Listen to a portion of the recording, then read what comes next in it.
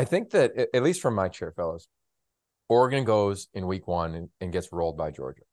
Nobody Yeah. cares that they missed 29 tackles. Nobody cares there was 376 yards after contact. Georgia's got anointed because of what they did last year, because of what they did in subsequent weeks.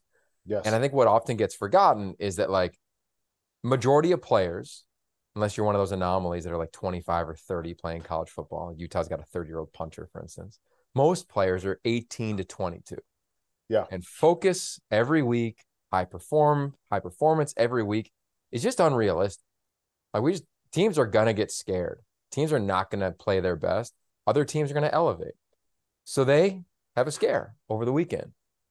What do we think? Do we think that's anomaly? Do we think, like, you know what? They put their pants on like everybody else? Like, where do we net out? Because I feel like they've gotten a pass, much like Bama has always gotten a pass of, like, Ohio State. Of course. Well, of course their rosters are among the best if you give them a month off to go to the playoff.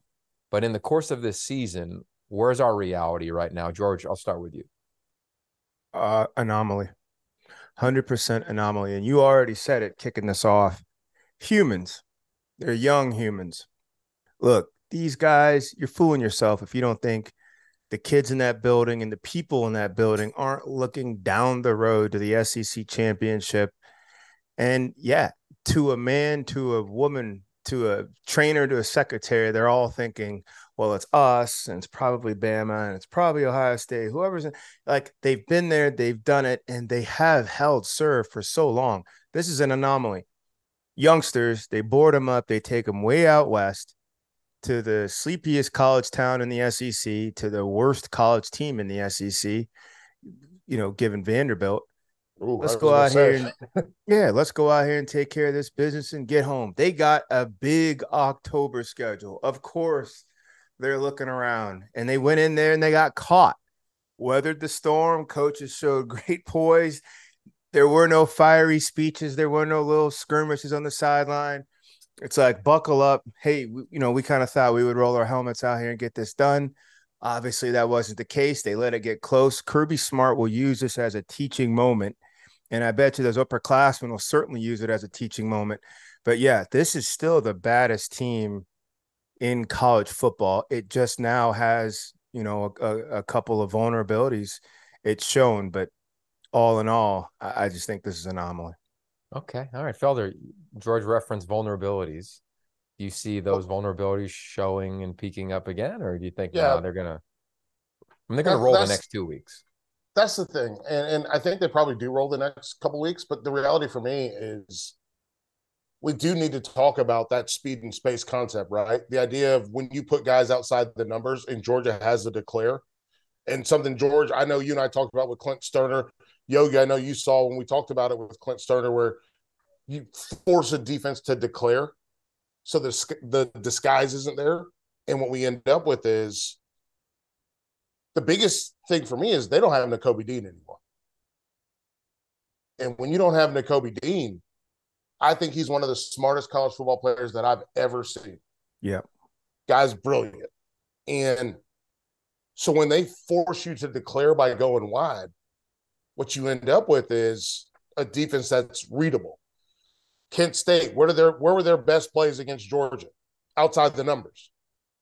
Mizzou showed outside the numbers, came back inside the numbers, and then went wide.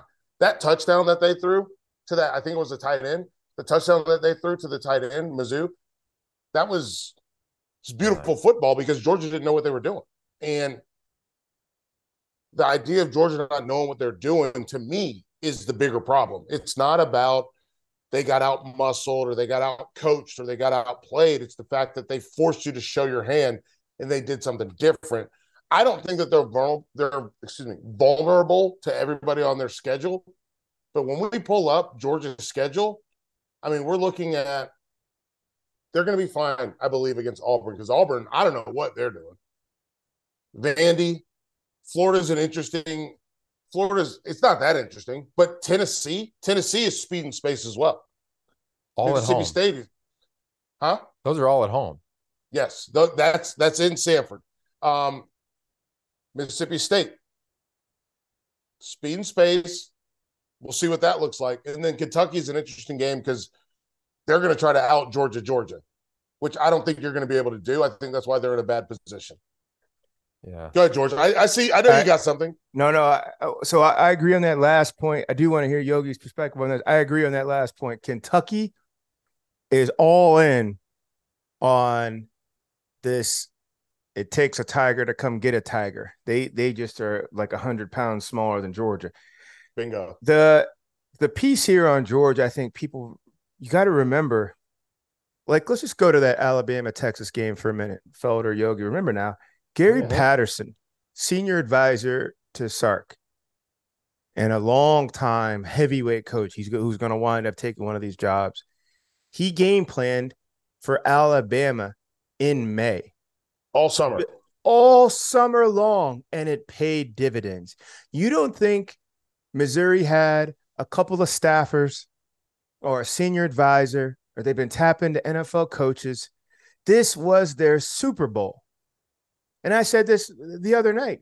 Missouri's locker room, to a man, will all talk about this last game in their 70s.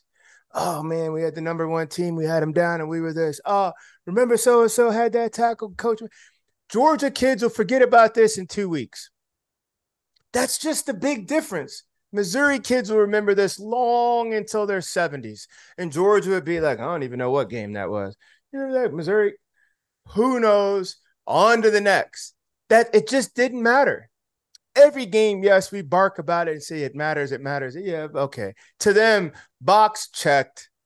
They got the knockout. It was late. It was sloppy. It was this and that, but they still knocked them out, and off they go. It will not be memorable to Georgia, but you must take into account everybody. They go play. Bama plays. Ohio State plays. These teams have been game planning for them for months. Georgia probably put in a good solid week, and then that was all they really needed. So anyway, I think I kind of net out somewhere in the middle. The last two games they played, they haven't looked like the team that gets a pass. Kent State, the last 8 quarters of football weren't great. I love how they rose up, right? Like I called SC Oregon State. It reminded me a lot of that game, right? On the road at Missouri, kind of a funky environment. But there's things they got to fix. Like I don't see them being. I'll still go down like the best team I've seen in recent years was 2020 Alabama. It reminded me of SC back in the day when we lost to Texas in the title game, where it was just like, look out, right? Like Georgia was that last year eventually, but defensively from day one. Yeah. So I don't know. Here's what I do know, though, is that the scheduling gods in the SEC take care of their teams. Yes, because you look over the lack of crossovers. How about this? Take 2020 out. When was the last time Georgia had a crossover against Alabama? Was that 2008? It's like a decade, more than a decade, right? Like, look at, they don't play A&M, and I get that they're down. They don't play Ole Miss, who is clearly up, right? Like, I just think that there's misses, and you look at how the schedule lays out, like, who in the world has 3 straight conference home games? Right. Like, honestly, like, I'm curious. Like, maybe, someone can let us know online, like, who else does? But I mean, yours is dialed. I applaud not having the Citadel in week 11 like most teams in the SEC, but I do think it's fair to say, like, yeah, they should roll. But man, what I don't like, because we live in this world now of like super conferences and blah, blah, blah. And I get that. But when you don't have to have it every single week, and not many leagues have that, right? But when it's set up where like you're not really playing the big dog, like we've known Alabama's been good for a long time now. And I don't know enough about the SEC schedule if like it's set 10 years in advance. I'd highly doubt it. It's probably a rotation every 2 years like most leagues. Again, I don't work for that league, so I can't confirm what that is. Maybe you guys know. But I don't like that for the sport, because what we're setting up is basically survive, advance, get better. But let me balance that out just a second. SEC, think about your resident monsters down. Like they're all some kind of monster. Missouri and Vanderbilt are, panda. Who are the resident monsters in the SEC? So usually Florida is one. Not usually. In a minute. Who are your resident monsters? Well, just think about it. In the West, it's Alabama and LSU, and in the East, it's always been Georgia and Florida. They do have that balance. Every now and again, here comes A&M or Auburn to push. Auburn's been in 2 national championships in the last 10 years. Now on the East side, it's been a little quieter. Florida's had a run for years. Then Georgia just took it from Florida. Kentucky is pushing. To say Georgia doesn't necessarily get Alabama, that is true, but normally they would have Florida waiting on them, and they do. The Gators knocked out the number 7 team in the country out of the starting blocks. And Utah wakes up every day kicking themselves for losing that football game. They do. But here comes Kentucky.